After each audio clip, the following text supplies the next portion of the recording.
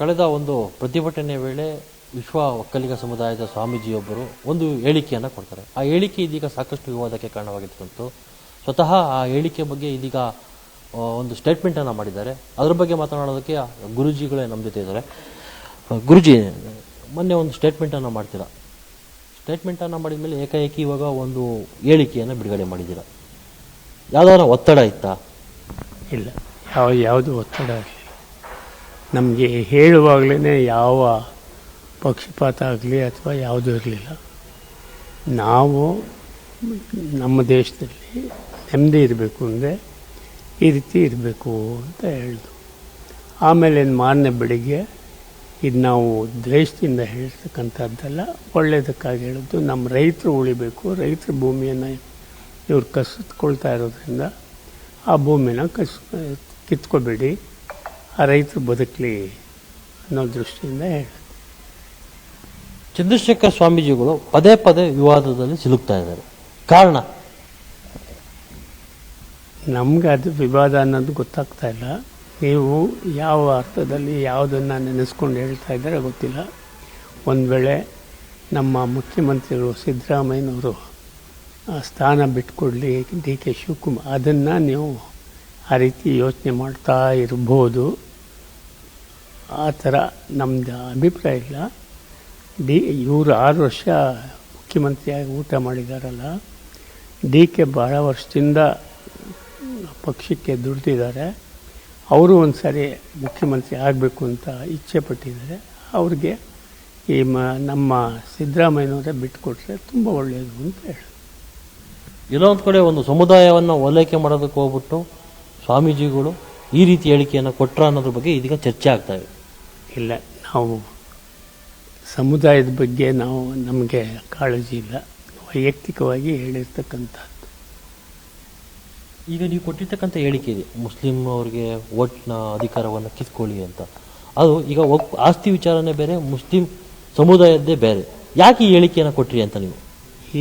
ಈ ಹೇಳಿಕೆ ನಿಮಗೆ ದೇಶದಲ್ಲಿ ನೆಮ್ಮದಿ ಬೇಕು ಅಂದರೆ ಈ ರೀತಿ ಮಾಡಿದಾಗ ಮಾತ್ರ ನೆಮ್ಮದಿ ಇರೋದು, ಇಲ್ಲದ್ರೆ ನೆಮ್ಮದಿ ಯಾವ ಕಾಲಕ್ಕೂ ಇರೋದಿಲ್ಲ ಅನ್ನೋ ದೃಷ್ಟಿಯಿಂದ ಹೇಳಿದ್ದು.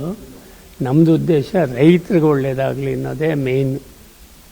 ಆದ್ದರಿಂದ ರೈತರ ಭೂಮಿನ ವಿನಾಕಾರಣ ಕಿತ್ಕೋತಾ ಇದ್ರಲ್ಲ, ಆ ರೀತಿ ಕಿತ್ಕೋಬೇಡಿ. ಯಾರು ವಕ್ಫ್ ಮಂಡಳಿಯವರು ಅವ್ರಿಗೇನು ಹಕ್ಕೇ ಇರೋದಿಲ್ಲ, ನಮ್ಮದು ಯಾವುದು ನಾವು ಹಾಕ್ಬಿಟ್ರೆ ಎಲ್ಲೇ ಹಾಕ್ಬಿಟ್ರೆ ನಮ್ಮದು ಅಂತ ಅಂತಾರಲ್ಲ, ಅದೇ ಹೇಗೆ? ಅದು ಅಧರ್ಮ, ಅದು ಬೇಡ ಅಂತ.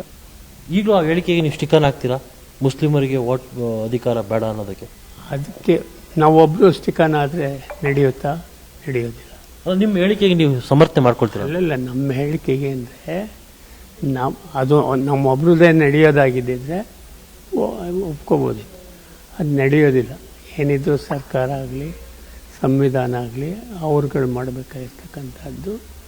ನಾವು ರೈತರಿಗೆ ಒಳ್ಳೆಯದಾಗಲಿ ಅನ್ನೋ ದೃಷ್ಟಿಯಿಂದ ಹೇಳಿರ್ತಕ್ಕಂಥದ್ದು. ಅದನ್ನು ಸಮಂಜಸವಾಗಿ ಮಾರನೇ ದಿವಸ ಬೆಳಿಗ್ಗೆ ಪೇಪರ್ನಲ್ಲಿ ಕೊಟ್ಟಿದ್ದೀವಿ.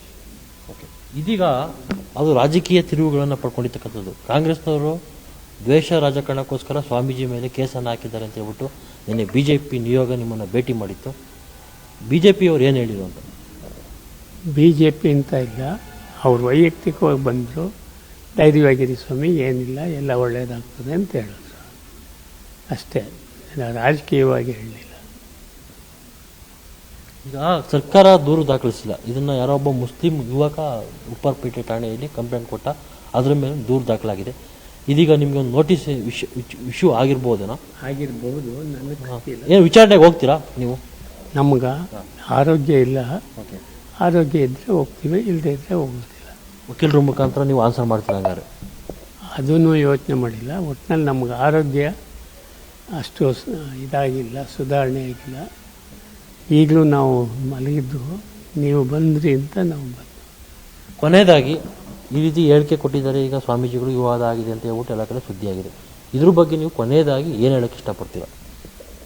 ಅದೇ, ಇವರು ಸಣ್ಣ ಪುಟ್ಟದ್ದೆಲ್ಲ ವಿವಾದವಾಗಿ ತಗೊಳ್ತಾರಲ್ಲ, ಯಾಕೆ? ಅದೇ ನನಗೆ ಗೊತ್ತಾಗ್ತಾ ಇಲ್ಲ. ನನಗೆ FIR ಅಂದರೆ ಏನು ಅನ್ನೋದೇ ಗೊತ್ತಿರಲಿಲ್ಲ. ನಾವು ಯಾವಾಗಲೂ ಕೋರ್ಟ್ ಕಚೇರಿ ಹತ್ತೇ ಇಲ್ಲ. FIR ಗೊತ್ತಿಲ್ಲ, ಪೊಲೀಸ್ ಸ್ಟೇಷನ್ ಗೊತ್ತಿಲ್ಲ, ಯಾವುದೂ ಗೊತ್ತಿಲ್ಲ. ಅಂದರೆ ಸರ್ಕಾರನೇ ಬೇಕು ಅಂತ ಏನಾದರೂ ನಿಮ್ಮ ಮೇಲೆ ಕೇಸ್ ದಾಖಲು ಮಾಡಿಸ್ತಾ ಈ ವಿಚಾರದಲ್ಲಿ? ಈಗ ಸರ್ಕಾರ ಬೇಕು ಅಂತಲೇ ಕೇಸ್ ದಾಖಲು ಮಾಡಿಸಿದ್ದೆ ಈ ವಿಚಾರದಲ್ಲಿ? ಅದು ಹೇಳೋಕ್ಕಾಗೋದಿಲ್ಲ. ಸರ್ಕಾರ ಬೇಕು ಅಂತ ಮಾಡಿದೆ ಅಂತ ಹೇಳೋದಿಲ್ಲ, ಆಗಿಲ್ಲ. ಅದೇನು ಅಂತ ಗೊತ್ತಿಲ್ಲ. ನಾವು ಒಟ್ಟಿನಲ್ಲಿ ಈ ಥರ ಅಂತ ಹೇಳಿದ್ದೀವಿ. ಈಗ ನೀವು ಕ್ಷಮಾಪಣಾ ಪತ್ರವನ್ನು ಸಹ ಒಂದು ಬರೆದಿದ್ದೀರಾ. ಈಗ ಈ ರೀತಿ ಹೇಳಿಕೆಯಿಂದ ಏನೋ ಇದಾಗಿದೆ ಅಂತ ಕ್ಷಮಾಪಣೆ ಕೇಳಿದ್ದೀರ. ಈಗ ಈ ಕ್ಷಮಾಪಣೆಗೆ ಮತ್ತೆ ಇದು ಹೇಳೋಕ್ಕೆ ಇಷ್ಟಪಡ್ತೀರಾ ಅಂತ? ಮತ್ತೆ ಮೊದಲೇ ಕೊಟ್ಟಿದ್ದೀವಲ್ಲ, ಮತ್ತೇನು ಮೊದಲೇ ವಿಷಾದನ ವ್ಯಕ್ತಪಡಿಸಿದ್ವಿ. ಮತ್ತೆ ಏನಕ್ಕೆ ಎಲ್ಲ ಅವತ್ತೇ ಮುಗಿದೋಗ್ಬೇಕು, ಇದು ಯಾಕೆ ಮುಂದುವರ್ಸ್ಕೊಂಡ್ರೆ ಆಮೇಲೆ ಹಾಕಿರ್ಬೇಕಾತ, ಅದಕ್ಕೆ ಹಾಕಿರೋದು. ಇದಿಷ್ಟು ವಿಶ್ವ ಒಕ್ಕಲಿಗ ಸಂಸ್ಥಾನದ ಸ್ವಾಮೀಜಿಗಳ ಮಾತು. ಕ್ಯಾಮರಾಮನ್ ರಮೇಶ್ ಜೊತೆ ರಾಘವೇಂದ್ರ, ಪವರ್ ಟಿವಿ, ಬೆಂಗಳೂರು.